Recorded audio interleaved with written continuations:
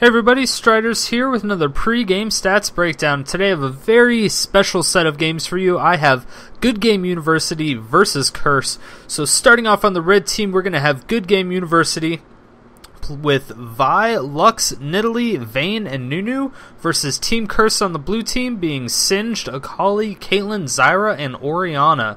Should be a very interesting matchup, and I probably don't need to introduce any of these names since they're so popular at this point. But we will have Vi in the jungle going head-to-head against Stvicious in the jungle on Singed. So that's going to be a crazy match. I don't know who's going to win that. I love Singed in the jungle. I think he's a very powerful jungler, especially earlier. So we'll definitely see how powerful it is. But I think right now Vi is going to be superior. I just feel that Vi is a vastly superior jungler with the gap closer that she has. And yeah, it's just going to be much better in my opinion. So I'm definitely going to go with Vi on that one. If we take a look at the top lane, we will have AD Nidalee versus Akali. Now, in my opinion, AD Akali is terrible. I don't think she's good in any way. Especially when you already have a Nunu, there's no real need for her heal to give Vayne the attack speed. I mean, it's bonus, it's extra. I just don't feel that it's that great. So I'm definitely going to go for the Akali. I think Akali will do so much better that game. And so then if we take a look in the mid lane, we're going to have Lux versus Oriana. And this is kind of a pretty even matchup because they're both skill shot oriented. They both do a lot of zoning with their Lucent Singularity and all of Oriana's command attacks and stuff like that. So it's really hard to say who's going to win that particular matchup, but I think overall Oriana provides a little bit more utility, especially with Singed and Akali on the team. I think that will definitely help out that whole team comp and kind of push it together. But then for the bottom lane, we're going to have Vayne versus Caitlyn. Very excellent matchup. I think Caitlyn just has too much wave clear, and Vayne's just not going to be able to keep up. Even with Nunu's attack speed buff that got recently nerfed, I just don't think it's going to be enough. I think Caitlyn will be able to harass and push the lane way too much and basically prevent Vayne from farming at the tower, because Vayne isn't the best tower farmer at all. And Caitlyn's not bad at it, and she can also way out push Vayne. So I'm going to give Caitlyn the advantage on that one. But then if we put in the supports, we're going to have Nunu and Zyra. Now Nunu's had a pretty rough time lately since they kind of nerfed his Blood Boil into the ground. Zyra's still okay. She has her AoE snare, so it's going to be great because they're going to be pushing really hard. Caitlyn and Zyra are going to be pushing really hard pretty much the whole time, so they're going to have to worry about the jungler, Vi, coming in at all times. So that's what they have Zyra for. Zyra can snare 2 people or 3 people if she's lucky. And it's just going to be really beneficial for them to have that Zyra. So I think she's a perfect pickup for this comp. But overall, I will think I'm going to vote for Curse in this particular game. So let's go ahead and get in the game and see what happens. Hey, what's up everybody? Strider's back with another slice of ELO Heaven. And this slice is perfectly nice. We have a great scrim between Curse and Good Game University. 2 excellent teams. Curse clearly doing a ridiculously good job in LCS right now, but GGU is definitely not a team you can take lightly. They have a lot of phenomenal players. Like, you can't really underestimate anybody except for maybe NintendudeX, because I'm just kidding. I just like busting his balls. I don't think he knows me at all, but I like giving him shit anyway because it's funny. He's like the one guy in all of League of Legends that I'll troll. He should feel special, if anything. No, but anyway, it's really good. I mean, Bloodwater is super underrated. I think he's one of the best support best support players. There we go, that makes sense. ZionSpartan has been good for a long time. Jintae, I saw him a lot, and probably most of you, if you guys have been regulars of the channel, definitely have seen Jintae in quite a few of my videos. He plays a lot of solo queue, like a holy WTF amount of solo queue. Not quite as much in Season 3 as he did in Season 2 quite yet, obviously, but that all, of course, does change when you're in LCS and you are pretty much forced to practice a lot more than you normally would. Let's see, we got Vi in the jungle, got Lux most likely going mid. Nid going top. Oriana. So this will be interesting. Akali versus Nidalee. That is a fantastic counter pick. Nidalee is one of those champions where it's like, oh, she's infuriating. Everybody knows it. She's just so annoying. She's like, you know, at low ELO, everybody kind of hates Teemo. I mean, people pretty much hate Teemo across the board. But it's a really, really tough position to be in. Just because Nidalee is like Teemo, but more annoying. She does more damage. Her spears, her traps definitely aren't bad. It's really funny when you see somebody die to a trap. Like, they'll get really low from a buff, and then they'll run into the bush where there's a Nidalee trap, and they'll die from the damage. That's hilarious. I think I've only seen it. I saw it once in a tournament, but I think I've only seen it a handful of times. It's always hilarious. Always. 100%. There's no way it cannot be hilarious, basically. Anyway, back to what I was saying. Nidalee is so annoying. Once she hits level 6, it's almost impossible to catch up to her. Just the pounce, constant pounce, especially over the walls. There's not many champions that can keep up with it. It's like Zillion with blue buff at level 18 can keep up with her. And like Akali. That's pretty much the extent of it. Diana can to an extent. So can a couple, like Hassan kind of can in a way. He's great because he has a silence to prevent him. Anyway, regardless, Nidalee is freaking annoying. And that's why Akali was a great pick, because she has 3 charges on her Shadow Dance, which means she can follow that leap 3 times. And typically by the 3rd one, you're either turning around and being like, okay, there's no way I can win this, so I'm just going to die type thing. So I'll turn around and do as much damage as I can. Oh wow, very interesting play. Actually putting the AD and support in the mid lane against the Lux. And putting the Oriana solo 2v1 against the Vayne Nunu, which is definitely not a bad choice. Vayne Nunu is a great combo. It's pretty much a mandatory combo at this point. Oh wow. Pretty much forcing that smite out of Vi. Trying to delay it as much as possible. They did really want to steal that, you can tell. But it just wasn't happening. Great job by Caitlyn, being able to taking so much damage. And wow, Oriana is forced to flash away. That's going to be a couple tower shots. 1 on each member of that bottom lane on the red team. But yeah, Vayne Nunu is a ridiculously... It's a horseshit team comp. Let's just put it that way. Because Vayne, her silver bolts, the true damage, it's so good. A lot of people run Nunu with Caitlyn as well because of her passive, the headshot, which is like every 8 shots or every 4 if you're in a bush type thing. But the extra auto attack is just so very useful because what is it, increases attack speed by 40%, I want to say. I think it gets higher as he levels it up. But anyway, I think it ends up being about 40% or something ridiculous. So it's like every 3 auto attacks you get an extra 1, which is definitely not a bad thing ever. Ever. Ooh, spear to the face. Nidalee will not be going AP though. She's going AD Nidalee, which I don't agree with. I don't believe that AD Nidalee is a good champion. I've never thought that she was very good. Even when she was kind of common, I just didn't think she was that great. Wow, I'm surprised that Piltover Peacemaker did not land there. But I just, AD Nidalee just, what she excels at is her heals, which is awesome. Her heals are ridiculously good, and her spears. And those both scale off AP. So, I'm worried at what...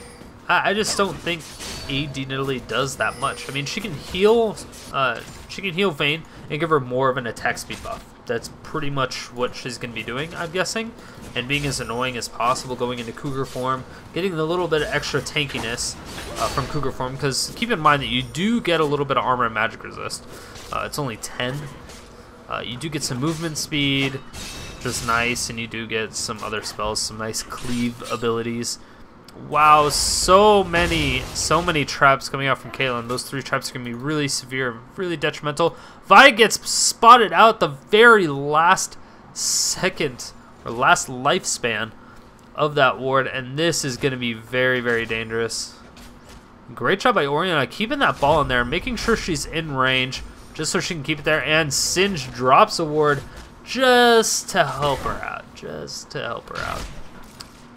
But it's also weird to see Singe jungle. I've not seen a Singe jungle in an extremely long time. Level 4s across the board for the solo lane, which is quite interesting. And 5s for mid lane, which I'm kind of surprised about. I'm actually surprised Oriana's in a little bit higher up there. She's about to hit level 5. And that is going to be a little bit... Oh my gosh, that is a ton of damage come down.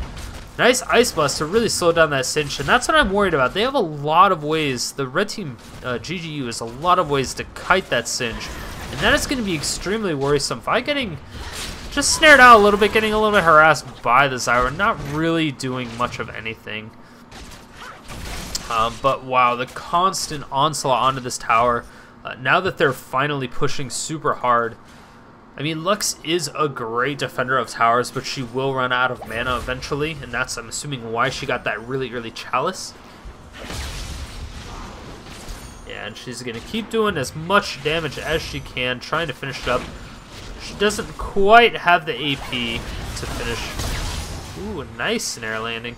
She doesn't quite have the AP to finish him off in, you know, one Lucent Singularity as well as an auto attack, which sucks. It's right on the border. She's 1 amp tome away, basically, or 1 level of it away. But it's going to be great once she can actually do that. That'll severely help her out. Nunu actually deciding not to go with Consume at all, not worried that he's going to take any damage whatsoever on this Oriana. Oriana's going to be able to do a ton of damage. Singe coming out. That is going to be a nice stun with an Ice Blast. She's going to speed him up, I'm assuming, with that. Oh, nice fling, but then she ults him back out of that fling. That's... Nyjacky, you know better than that. Basically, so he flung him back to get it close to Nyjacky, and then Nyjacky ulted, which brought him back to the center of the ball, which is not good. You needed to wait for him to either flash away and then ult him back, or something. But they could have got so much more damage, if not a kill, off of that, had they timed that or spaced it properly. And this is going to be a really bad situation for Nidalee. She's going to run out of mana here, and that is a dangerous situation for her to be in. She still has that Fortitude Elixir, which will help her stability if she gets towered out. But I'm pretty sure Voyboy is not ballsy enough to tower dive, and Nidalee is ZionSpartan. I'm pretty sure he knows what's going on. So Vi walking into both those traps down in mid lane, gonna just kind of clean them up for this Lux to kind of walk around a little bit, spread her legs. Not spread her legs, stretch her legs. There we go. That didn't make it sound weird or awkward by any means. You guys are making it awkward, not me. Yeah, Nidalee will finally have to go back. I can only assume 64 HP, and ooh, no, she does have Cougar Form still, and Cougar Form is still great because you don't need any mana whatsoever when in Cougar Form or transitioning into Cougar Form or back into human form. Neither of it matters. One more auto attack on that tower. She just keeps getting one, like every wave she'll get one. Oh, this could be really scary if Vi goes in and she can flash and then throw down that assault battery. That is going to be dangerous, but luckily for Akali, Singed is coming in for the backup, but Nidalee's actually going to back off completely, leaving Akali here and Vi, wow, all by themselves. This is going to be very dangerous for this tower. Red team's turret has been destroyed. That's a bad situation. They're able to take mid tower, but they're going to have to back off because Vayne and Nunu are coming. They have a lot of vision just with those seeds and the traps that Caitlyn has. And that's making it very difficult for them. Vi's going to be able to back off this tower. It's at about half health. A great job. But in the meantime, Oriana tried to hold off that bottom lane as much as possible. They weren't able to last very, very long, which is always depressing. Garbage. But as you can see, the mid lane Lux is doing so much better of a job at CSing than Oriana is right now. Oriana is behind by about 15 at the present time, which is never a good situation. Akali is up by 6-5 CS. Not doing too bad, pretty much even on there. They're not really doing anything good or bad. But Nidalee's going to quickly be able to catch up going up against this Singed. Yeah, already caught up and ahead. Vi, she's down by about 4. Not going to be that important when it comes to jungle creeps. There's just not a lot going on there. But, red team, still no consume coming out from Nunu, which is a little bit disappointing. Because a lot of times you'll get at least one level in it and just kind of leave it there for the rest of the game. It really helps with those objectives. It's the early dragons, when you're worried about dying at dragon because you're tanking it or whatnot, Nunu makes an excellent tank, so he can blood boil other people. And also blood boils himself, which will give him that attack speed as well. But he can just consume to get all of his health back. And it does true damage, which makes it very useful. But it looks like he really just wants to max out to the Ice Blast and the Blood Boil as soon as possible. Get as much damage out by his team and himself as possible. It doesn't really care about those objectives. As you can tell, they really haven't had to worry about it. But the gold is even with the red team getting the advantage. It is completely even. Towers are also even, but that's just what you can say. I mean, there hasn't been any kills yet. It's the CS difference between the Vayne and the Caitlyn, and I didn't think it was going to be that much, but apparently it's a little bit higher. 15. It's higher than it should be, that's for sure. Oriana finally caught up to the Lux, only down by about 5 CS at this point, but oh man, this is not going to be good. Akali's going to have to run away, but she's still in this fight, doing as much as she can. Oh, nice job, but the heal now coming out from Nidalee, and she's going to auto-attack like it's nobody's business. Oh, the Ignite now coming down to Akali. Akali's going to dash to one of the creeps, and oh man, this is not a good situation for her to be in. And oh no, the Hex Drinker procking off and goes into human form, actually misses. Wow, wow, and misses again. Oh my god, is that gonna happen? Is that really gonna happen? The exhaust picks it up, and oh my gosh, the trap. The trap. Don't do it, trap. She's too much spell vamp. It's not gonna happen. That Cutlass helped so much in that fight. That was a super close fight, but holy cow, is this a really dangerous situation for Oriana to be in. And oh my god. Great job by Nunu, just slowing everybody down. Singed almost goes down, and oh, it was not good. But they're able to back them off with almost no damage done to the tower.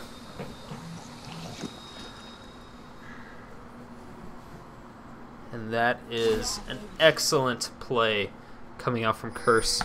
Great job keeping the tower alive. Staying alive, staying alive. I did it. Deal with it.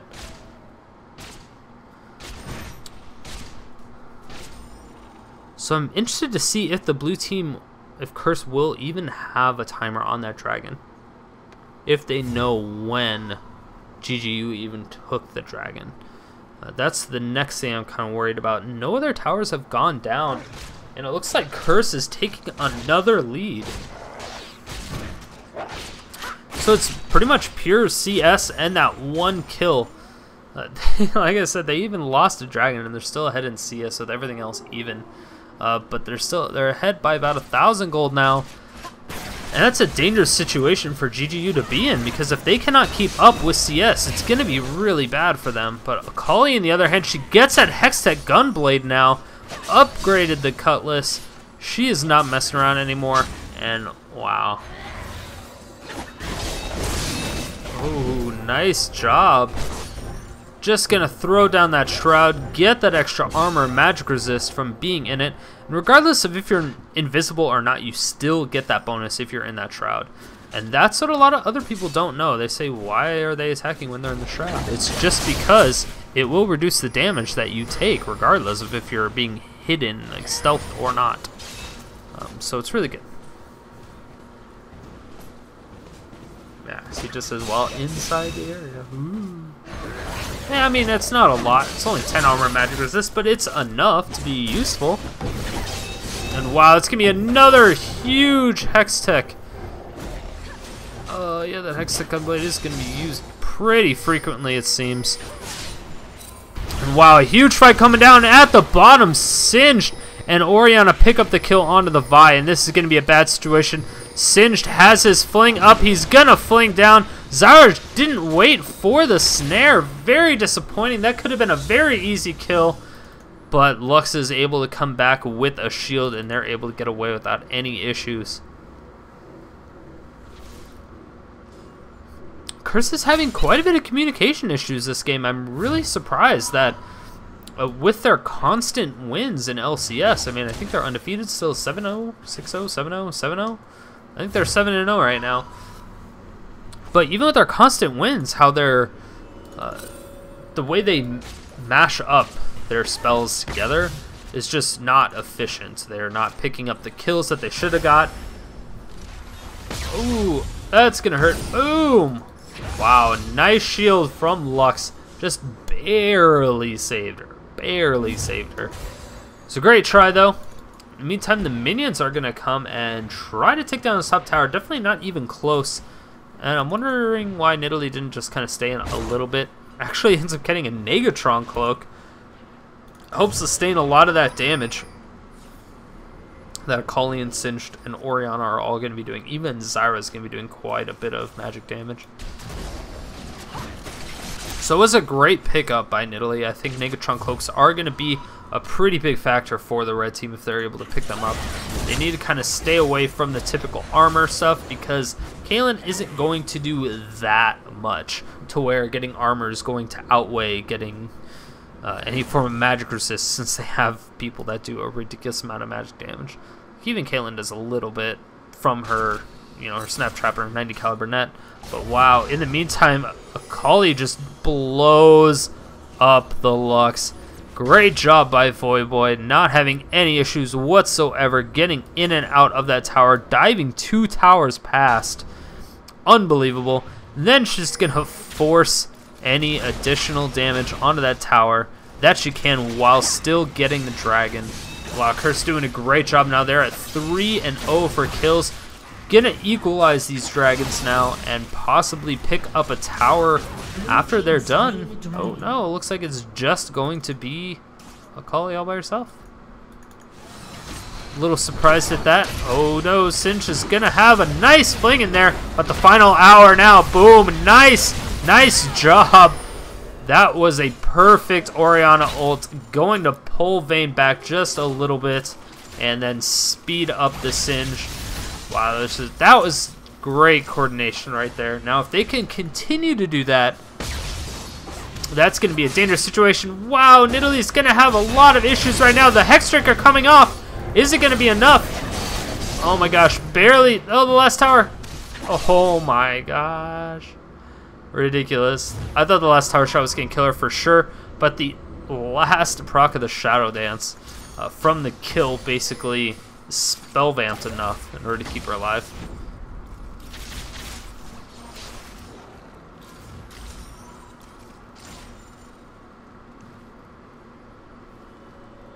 Red team's turret has been destroyed.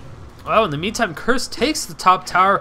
5-0 now. They're up by 5,000 gold at 19 minutes. It's definitely a great lead. We have seen better. Curse could have done better. It could be at 7 kills right now.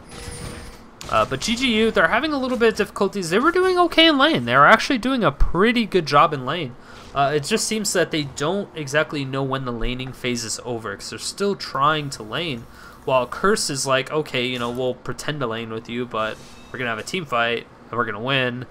And then we'll go back to pretend laning with you, and then we'll have a team fight and win. So that's basically what's happening right now.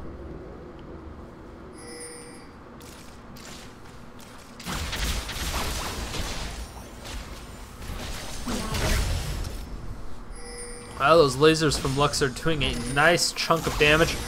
Boom! Caitlyn doing a ridiculous amount of damage to the Lux. And is Akali going to die for it? Yes, it looks like she will. Oh no, the ult doesn't quite bring it up, but it's not going to matter. Nunu is in a scary situation. Gonna hide behind that little crevice in the wall. Beautiful play by Bloodwater. And this is very, very dangerous since they have a lot of tower diving potential on Team Curse. But with their team composition that they have, they can be very aggressive or they can be a little defensive. They do have some shields. They have a nice little runaway snare. It's good. It's going to be good. Nidalee is still somebody I will not understand. I don't think Nidalee was a very good choice on the blue team's pick. They already had the attack speed that they needed. If they're going AP Nidalee, maybe I can understand because they could have used a healer or they could have used some epic poke. Because the blue team just has a lot of initiation. I'm really worried that GGU is just going to get overrun by the sheer amount of initiation that Curse has. And not being able to hit any Nidalee spears isn't good regardless if you're AP or not. But even at max range, I mean, it doesn't do that much damage to somebody that's building armor. But at this point, it looks like, yeah, she's just going pretty much straight health and AP. So good for her. I like to see the Haunting Guys being upgraded more into Liandry's Torment.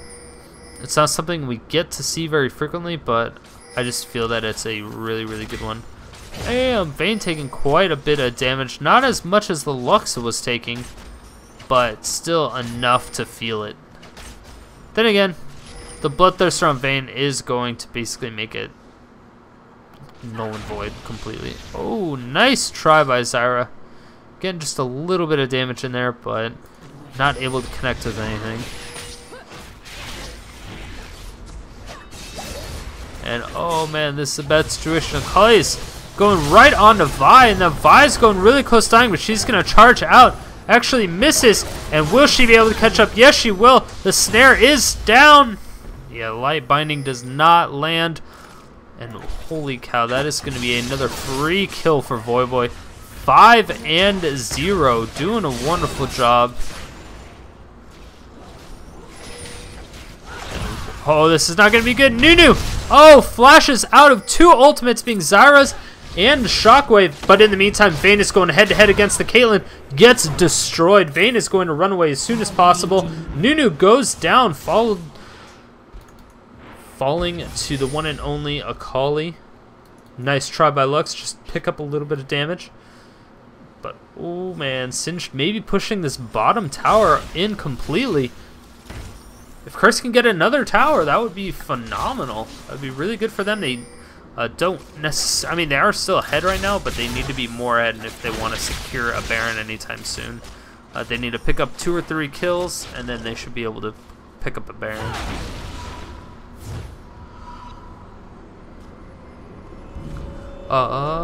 Recall. Pook.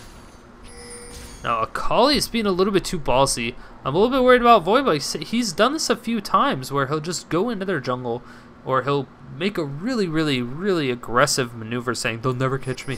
Cinch right now, he's definitely going to die. Even though he flung the cougar. It's always funny sounding. But, yeah, that was not a good time. It's kind of difficult to kill Nidalee with Singed. Maybe the reason for that is because she can just keep running away and she can jump through and past your smoke. So running away from her is pretty much impossible, but she's not going to take any damage from either. Akali, wow, getting condemned out of the wall, and holy cow, this is not a good situation for her to be in. She's going to get out, but final hour, nice job with that little bit of extra. And oh man, this is a bad area for Akali to be in. But yeah, the little extra from the static shiv. As you can see, she like tumbled and shot a minion just to get the extra damage from the static shiv.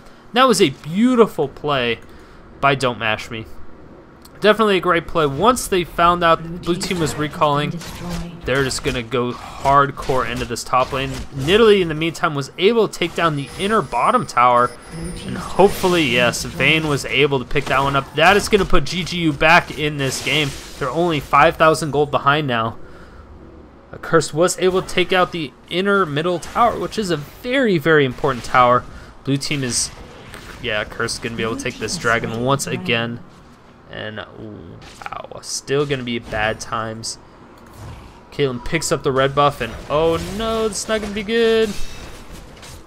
And that is going to be a nice condemn. Wow, a ton of damage. Akali is doing so much. Is she going to be able to survive? Yes, she will. She's going to dash to one of the minions and, oh, do as much as she can. But is Singed going to be able to catch up? That is the question. No, he's going to get creep blocked, and there is nothing that he can do about it. He's going to keep going, though. He has Ghost in 8 seconds. Zyra going to be able to hit a snare? That is the question. Wow, nice flash. And, oh, the Mega Adhesive going to completely slow her down to about 80. The Flank now coming out, followed by the Hex Drinker, and that is a very, very dead Cougar. Oh, no, this is a really bad situation. Oh, she's able to get away just fine. Actually, kind of surprised she didn't get a whole combo on her with the laser and everything. That would have been really sucky.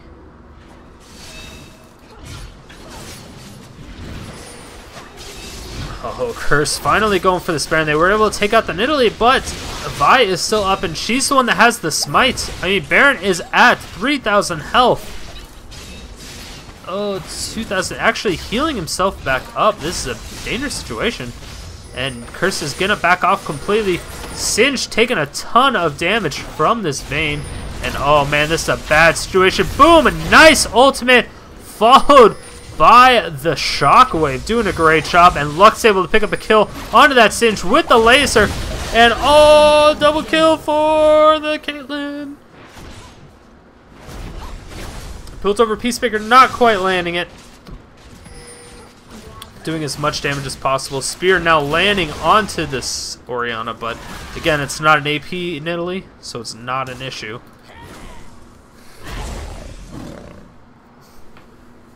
Oh, Caitlyn is all by herself against 2 members of the red team. This is a bad situation, and bam, that is no way she's going to get out of that.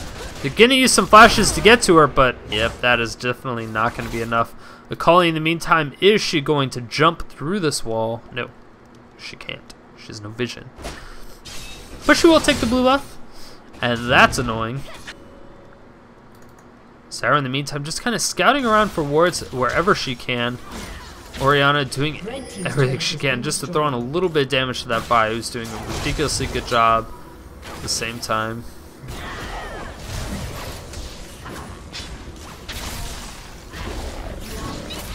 Oh, Oriana taking quite a bit of damage.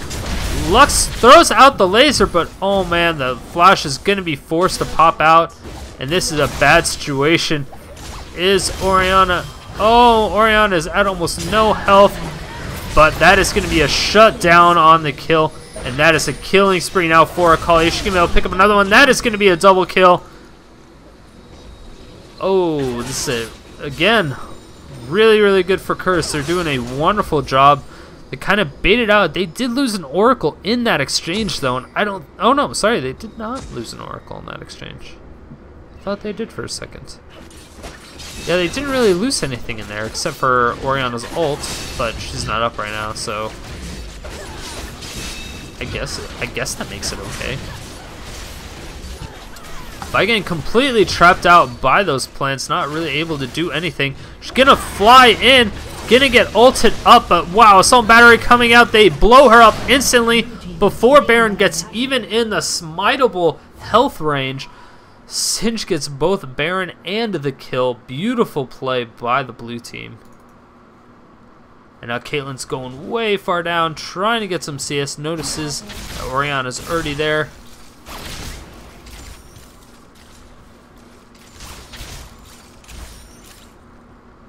Yeah, not too much else coming on. Zyra is going to recall once again. 0, 0, and 7. Being a wonderful support. That's how you know you're doing a great job. When you're not dying, you're not taking any kills. She has a little bit more CS than I guess most people would prefer a support to have. But she's still doing a wonderful job, and that's all you can really ask for. Lux not doing so hot this game. Down by almost 30 CS. 1, 5, and 1. Ouch. But they only have 6 kills. GGU only has 6 kills. She's been a part of 2 of them. And it looks like, yeah, for the most part, they've been kind of spread out amongst the board. Nidalee's been part of 3. Vayne's been a part of 3. And everybody else has only been a part of 2. So Curse making a real hard push for this mid tower. Are they going to go for the inhibitor? I'm kind of surprised Singed is just split pushing kind of all by himself against this Nidalee. You think you'd group up a little bit for the Baron fights, but or after the Baron fights, after you have Baron.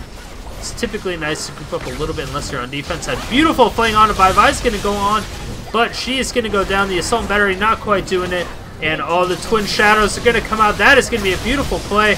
Oh, and the ultimate. Oh my gosh, there's so much flinging. Nidalee goes down, and Vayne is almost dead as well. That is a 3-for-0 exchange. You're able to take out the inhibitor tower, and even more. But, oh, this is a bad situation. Caitlyn and Akali are both. Red team's inhibitor has been destroyed.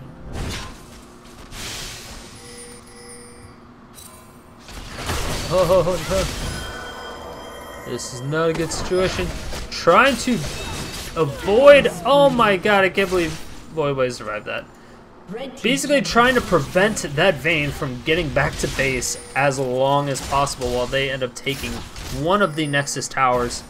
And no, a game pause. But a game pause. That's not allowed to happen. Oh man, this is a risky situation. I don't know what to do in a game pause. Let's just put it this way. Akali's 11-1-5. Ouch. That just... It hurts to say that. It just hurts. And she's going for a Lich Bait next. Oh, look at the sheen. It's not. That just hurts. It hurts so good. Ugh. But yeah, that is just a really rough situation to be in. That's going to give her a little bit more movement speed, as well as a little bit of magic resist so she doesn't get completely blown up by that Lux if she does get caught in any of her crazy combos. Singed, on the other hand, just kind of building as much armor as he possibly can. Armor and health, typical Singed build. You would do, yeah, the Rod of Aegis with the Rylai's. I'm surprised he didn't go hunting guys for Liandry's. I mean, there was recently a report that was made by the Diff Ender on Rainy Gaming, the Rainy Gaming blog. It kind of went over Liandry's Torment and the math and how freaking amazing it is. And it is such a good item. I don't know why people don't use it. It's great for people, especially people that just kind of have one straightforward combo. Just like one crazy amount of burst. Because, I mean, first of all, it adds to your burst, which is always great. It puts a dot on them, and the dot is not a cheap dot. It brings on the beats. It really brings on the beats. And the fact that it also gives you Spell Pen as well as AP and health, it's so hard to argue that you can't use it. I mean, every AP, especially right now, where there's basically a health meta, you can always use the extra health. And it has 2 ruby crystals, I think, in it, once you finish it. So first one's for the hunt guys, and I think it's another one for to upgrade into the Liandry's. But this is a very interesting situation to have any pause time in a scrim. I couldn't imagine that at this point they would need to pause it when they could just surrender and start over when they're done, but you never know. I mean, anything can happen at any time. They want to play it out. I definitely don't recommend ever surrendering in games. Surrendering, I feel, is kind of a wussy way out. And there may be technically no way to win that game. Because everyone's had those games where it's impossible to win. You know you're not going to win. I mean, right down, GGU is down by 15,000 gold at 30 minutes. It's not easy to come back from. Is it doable? Yes. Are the chances there? Not really. It's like a 1% chance, if that. It happens about once every 100 games, maybe less frequent than that. But the chance is still there. It's not even only just that chance, but playing against a team that is out-leveling you, out-farming you, out-itemizing you, pretty much out-everything you, if you can learn how to play and you're always at a disadvantage, you will get so much better, because once you get better at the laning phase and the team fight areas and everything like that, I mean, you're just going to have so much of a bigger advantage going into those games that you're actually ahead, or even if you're the same. If you're the same gold on both teams, yet your team practices at being down all the time, so you're always losing, right? Take a team that's always losing, but they keep a positive attitude, they're always learning, and they're always getting better, but they just play better teams, so they're always losing still. That team will become one of the best teams because of the fact that they're used to playing against people that are way more powerful. Now, if they can learn the things that the better teams know, as far as CSing, ganking, tower diving, all those things, all those different things, basically do the mountain training that all the guys do in the anime, you know what I'm talking about? They go on that crazy 3-year trip, and they just train for 3 years straight. All they do is do ridiculous things. But yeah, it's like going 1 versus 5, playing 1 versus 5. Yeah, you're never going to win that, but if you can get to a point where you can start to survive a little bit longer, not necessarily just from items, but just positioning yourself properly around the players, dodging skill shots, getting times down, finding out patterns that possibly all 5 of them are doing when they're together, that type of thing. It's when you start putting all that stuff together that you become a much better player. And then when you can share that amongst 4 of your teammates, that's when your team becomes godly.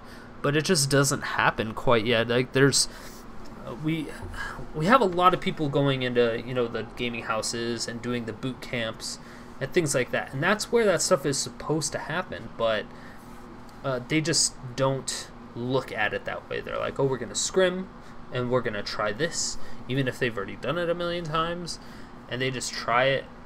The only thing that sucks about League of Legends is that there's so many different combinations. It's like, oh, well, we've played this particular team comp about 50 different times, but since we haven't played it against their particular team comp, we should give it a try to see how well it does. That type of thing, because you never know when like, you could have a great team comp that you've never lost with specific champions, but if they pick specific champions and you have no practice against them and they just naturally counter your team, you have to know that before going into the game. You can't just go into the game and be like, oh, we have an unbeatable team comp, and then you get raffle stomped because you got completely counterpicked. That type of thing. And so it's always a weird situation to be in. Like, people give the pros a lot more flack than I think they deserve for not training, quote unquote. I mean, there's always ways that they could train to be a little bit more efficient, which is exactly what they need, because training in League of Legends is damn near impossible. Like, take a fighting game, for instance, like any fighting game, or Counter-Strike, or basically any FPS game either. Each round does not last that long. It lasts like 3 minutes. So you can try the same thing 50 different times in the time it takes you to play one League of Legends game, to try one thing. And you never know, because with every team comp that you put together, with every strategy, whether it be specific runes masteries, summoner spells, champions, whatever it may be, you have to try it at a level 1 fight, whether you're invading or they're invading, or both actually. You have to try it in laning phase, with you pushing the lane, them pushing your lane, you getting jungle ganks, them getting jungle ganks. You have to do it for just team fight phase, and then like super late game phase, Baron fights. It's just, there's so many different factors that go into it, and I'm not saying that the same stuff doesn't go into fighting games or FPS games, because they do. It's just a lot easier to do it because the rounds do not last nearly as long. So you have to play just so much more League of Legends than you do any of these other games to really get a full grasp on it. And to me, it's the same with StarCraft 2. Because StarCraft 2, even the games don't last that long. I mean, they don't last 30, 40 minutes. Well, they can, but it's not typical for them. It's not like an average of 35, 40-minute games like it is League of Legends. So it's it's still different. Yes, it's kind of the same thing, but then again, there are only 3 races. Yes, you do have different build paths for all those. There's always different situations and stuff like that, and you gotta give the pros a break. I mean, they play a lot, as you can tell, but you will obviously get burned out over time if you continue to do the same thing over and over and over and over and over again. But that's what you have to do to get a solid strategy. You have to do it over and over and over again until it's not, hey, let's do this strategy. It's, oh, look, my team picked these champions. This is how we play with these champions. It gets to that. It's not... it's more of a muscle memory at that point than it is hey, we need to do this. It should already be implied that that's what you're doing type of thing. It's like, we're doing the flying V, guys. Come on, knuckle puck time. Whatever. Whatever it is that you need to do, it's just a lot of things come down to teamwork. Solo queue is completely different. You can't necessarily rely on your team, or you shouldn't even really be worrying about your team, to be honest, in solo queue. Solo queue is where you go to get yourself better. There's always something you can do better. Yeah, it may not win you the game, but there's always something you can do to be better. Did you miss 1 CS? Why did you miss that 1 CS? Even if it was only 1, like say you had 500 opportunities to get a CS and you only got 499. Why did you miss that 1? What happened? Were you out of mana? Could you have done something to prevent that instance of you running out of mana to use a spell for that last hit? Could you not have hit that creep before it because it wasn't getting aggro from your creeps? Like, there's always something you can learn from your replays, and that's why I highly recommend that you record your replays. Like, if you play 10 games a day, try playing 9 games a day and then watching a game that you just did okay on. Because you don't want to completely demoralize yourself and watch the game you did completely horrible on. You know, so a lot of times you just, you know, watch the one that you did okay on. You're like, I did okay, type thing. Because you know what you did wrong typically. But if you're trying to pinpoint it exactly and trying to find out what you could do differently, I mean, in the replay spectator function, you can slow things down and find out what exactly happened, frame by frame, pretty much. You can pause it, you can write stuff down, and then you can have a note sheet the next time you're playing that champion against whatever champion you were going against, and say, oh, hey, I need to make sure I don't do this again, because last time I did that, I died 5 times. That type of thing. There's always something you do, and it's... I mean, not all people are trying to be professional players, and I understand that. And most people don't, though. Most people think that, oh, why don't you want to be the best? It's because some people play it literally just to have fun. Like, to be the best, you have to do all this stuff that I'm trying to say. You have to write down your strategies. You have to practice on a daily basis. You have to go into practice games and practice your CS for 20 minutes at least twice a day to try to get perfect CS or a near perfect CS. And, you know, improve that on a day-to-day basis. If you need to get like 1 attack damage red and it increases your CS by 20 in that 20 minutes or something, just because it gives you that 1 little bit of extra damage, that could be all you need, literally, in your normal games. I mean, yes, you won't have that 1 extra AP or the 1 magic penetration or something, whatever it is that you're building, but you will be able to get those 20 extra CS, and that's going to be a little bit more beneficial than not getting that and just getting 1 magic pen or something like that, because the overall gold advantage you get from landing those extra CS is going to completely outweigh the gold advantage you get from just using that 1 rune, if you know what I'm saying. But yeah, there's always things you can do. If you guys have any ideas, you know, definitely leave them in the comments. Send me a message. I'm always up for trying new strategies, new things to try.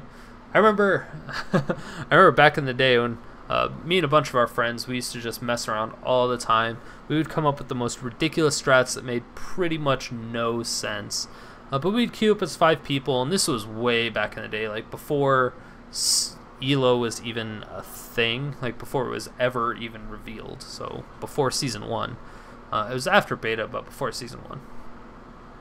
we would just do all these crazy teleport strats. We would have like a teleport ghost Olaf, so we wouldn't even be running smite, and we would put, you know, one ward in that bottom brush. We would rush to that bottom brush, like the enemy's bottom brush, and ward it. And at that point in time, you know, nobody pink warded their own side of the ward brush. It still rarely happens do they pink ward it, unless you make it really obvious that you warded it and they don't want one in there. But if you just kind of run to that lane and put one down, Olaf can, you know, go for blue. And then let's see, it was wolves, blue, and then straight to red, and then we'd be able to kill red. But by that time, he wouldn't have any health potions left. And so we'd recall, go back, buy a longsword or something like that, and then teleport directly to that ward, and then it would just be a reckless swing for 1,000,000 damage. It would just be like axe, reckless swing, and they were just dead at that point. And it was a great strategy, but we did a lot of really obscure things like that. It's kind of, let us kind of common now, but we did it way super early. Like not running smite on a jungler, so you don't necessarily know who's jungling. It worked really well with Olaf because his passive was absolutely insane back in the day when he first came out. Just like, you know, the lower health you got, the more attack speed and lifesteal you got from every auto attack. So it just kind of hovered him at that ridiculous low health, and which gave him that attack speed to attack 2 or 3 times before the blue buff or red buff attacked him, to go right back down to where he was, and they would attack 2 or 3 times, get back up there, and then get hit. And it was just crazy. It worked really well, but it was really scary because if you got counter jungled, you were screwed.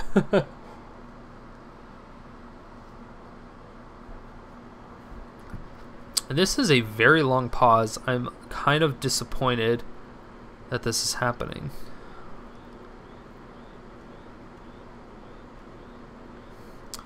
It's never good to have lots of pauses. And I didn't see anybody leave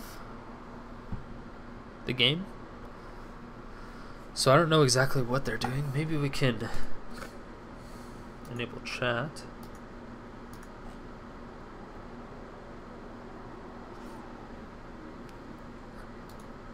DontMashMe paused it.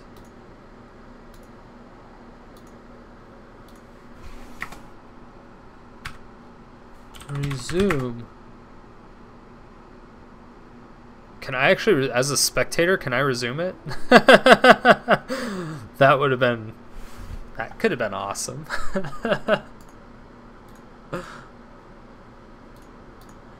I wonder if they saw that. That, I don't know what to say. That would have been awesome, but I don't think it would have done anything. It would have been funny. Red team's inhibitor has been destroyed. Oh no. Alright, so we rewound just a little bit. Just to see if we can get a little bit of action, some color, because my eyes were turning gray. This is when they took this tower. Oh, they're taking it the whole time. Red team's turret has been destroyed. It's beautiful. It's a beautiful tower.